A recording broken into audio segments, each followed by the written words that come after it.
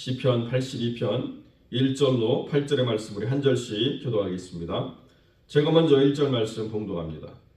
하나님은 신들의 모임 가운데 서시며 하나님은 그들 가운데에서 재판하시느니라. 너희가 불공평한 판단하며 악인의 낫 보기를 언제까지 하리라. 가난한 자와 고아를 위하여 판단하며 곤란한 자와 빈궁한 자에게 공의를 베풀지며 가난한 자와 공평한 자를 권하며 악인들의 손에서 건지지니라 하시느니라. 그들은 알지도 못하고 깨닫지도 못하여 흑암 중에 왕래하니 땅의 모든 터가 흔들리는도다. 내가 말하기를 너희는 신들이며 다 지존자의 아들들이라 하였으나 그러나 너희는 사람처럼 죽으며 고간에 하나같이 넘어지리로다. 하나님이여 일어나사 세상을 심판하소서. 모든 나라가 주의 소유이기 때문이니이다. 아멘.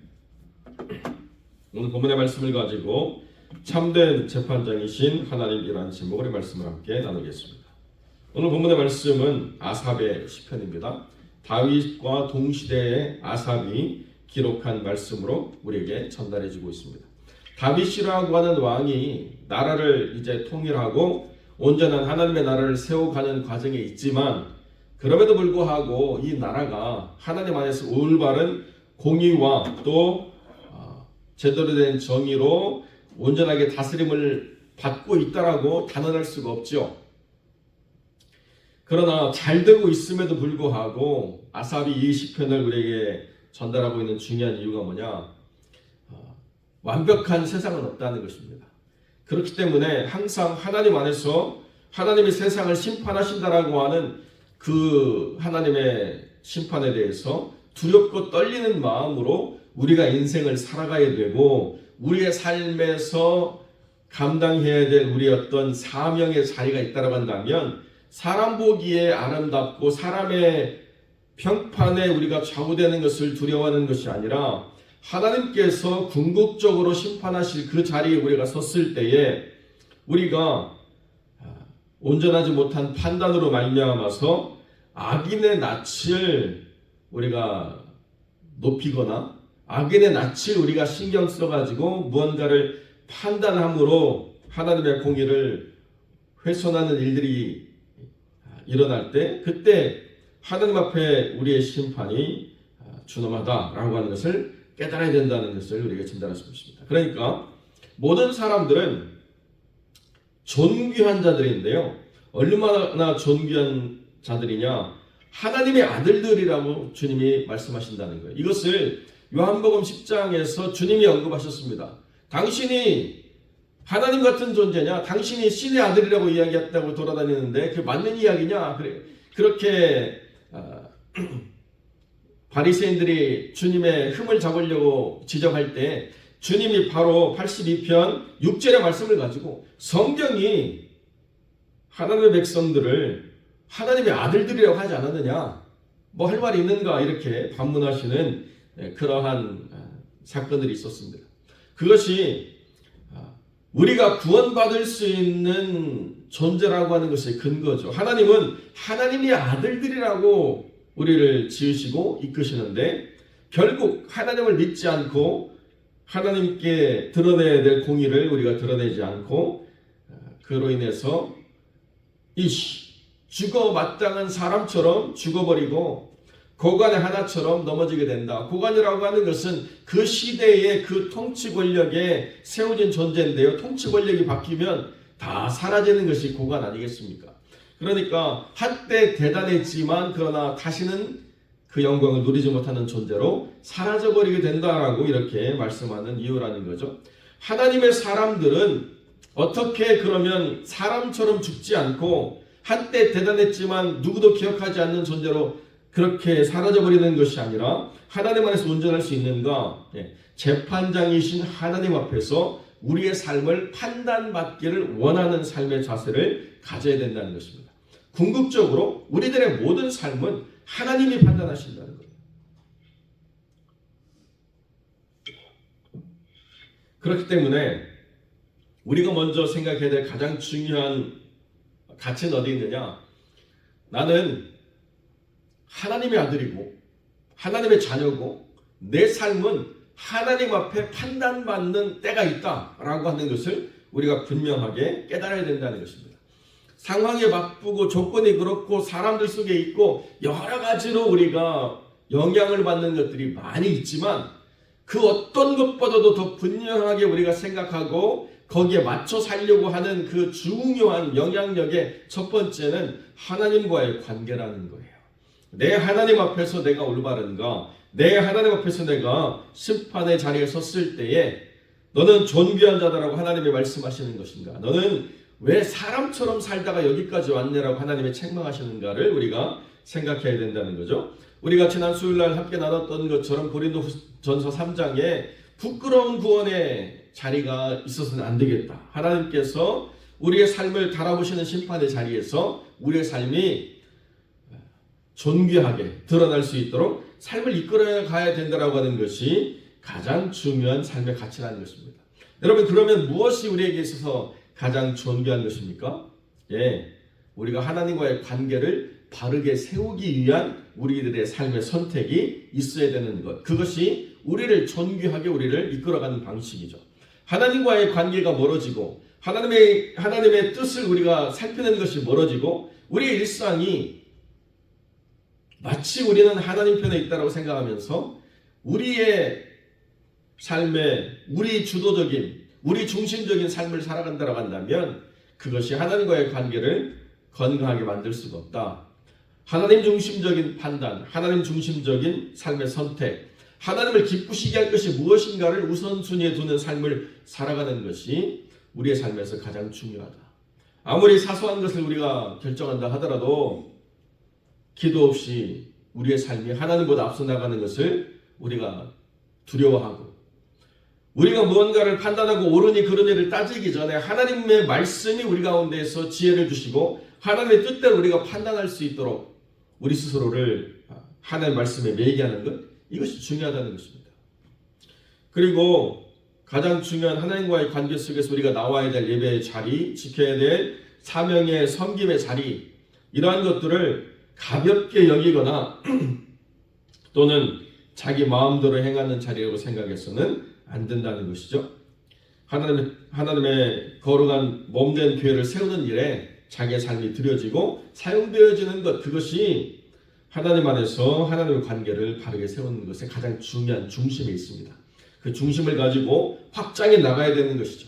어디까지 확장해 나가야 되느냐? 가난한 자와 고아와 곤란한 자와 빈궁한 자에게까지 확장되어져 나가라고 주님이 말씀하신다는 것입니다. 내 삶이 안전하고 내 삶이 평안하고 나와 하나님과의 아무런 문제가 없어서 가난한 자나 고아나 곤란한 자나 빈궁한 자에게까지 미칠 어떤 관심이 없고 그들의 형편을 살필 마음도 없고 그 사람들을 이해할 수 있는 생각도 없이 살아간다라고 하는 것은 건강한 삶이 아니다. 가난한 자와 고아와 곤란한 자와 빈궁한 자로 대표되는 사회적인 약자들, 어려움이 형편있는 사람들, 여러분, 그런 사람들을 가까이 하는 것이 사실은 쉽지 않습니다. 사람을 통해서 예를 들어보면 좀 이해가 잘 안 되실 수도 있는데요. 여러분, 가끔 가다 보면 그런 영상이 올라올 때가 있습니다. 사람에게 학대를 많이 받고 버려진 강아지를 구조하는 사람들이 있는데요. 그렇게 학대를 많이 받은 강아지에게 가까이 가기만 해도 그 강아지 어떻게 합니까? 공격적이 되죠. 하도 사람들이 자기를 학대해가지고 이빨을 드러내고 으르렁거리고 지저대고 가까이 오지 못하게 하고 뭔가 도와주려고 하는데도 도망가 버리고 내가 도와주려고 하는 마음을 전혀 이해를 못하고 자기 방어적으로 자기를 먼저 보호해야 된다라고 하는 생각 속에서 그렇게 행동할 때가 많이 있습니다. 그래서 오랜 학대를 받은 강아지나 어떤 애완동물을 돌볼 때는 오랫동안 인내하면서 천천히 다가가고 마음의 문을 열어줄 때까지 기다려야 되는 때가 있죠. 그런 것이 짐승이라도 그렇게 된다는 것입니다. 하물며 짐승도 누구에게나 늘 당하고 맞고 그렇게 어려움 가운데 있어서 자기를 지키려고 하는 마음이 그렇게 드러났다고 한다면 사람의 마음은 어떻겠습니까? 우리가 가까이 가면 저 사람은 의인이구나 환영하면서 우리를 받아주지 않죠. 자기를 보호하고 싶은 마음에 자기중심적인 생각 속에서 먼저 행동하기 때문에 가난한 자나 고아나 곤란한 자나 빈궁한 자는요 가까이 가기가 참 쉽지 않다는 것입니다. 여러분, 그런데 악인들은 모든 사람에게 다 악하지 않습니다. 악인들은요 자기가 잘 보여야 되는 사람들의 마음을 거스르려고 하지 않습니다. 자기가 목적하는 바를 이루기 위해서는 얼마든지 의의 천사를 가장하고 나타나는 것입니다. 그러니까 그 사람이 악한 사람인지 아닌지 우리가 판단하지 않고자 할 때에 우리에게 너그럽게 무언가를 베풀고 우리를 칭찬하고 우리를 높이고 우리에게 유익을 주고 막 이렇게 이야기하면 저 사람이 악인이 아닌데 우리 이렇게 판단하게 된다는 거예요.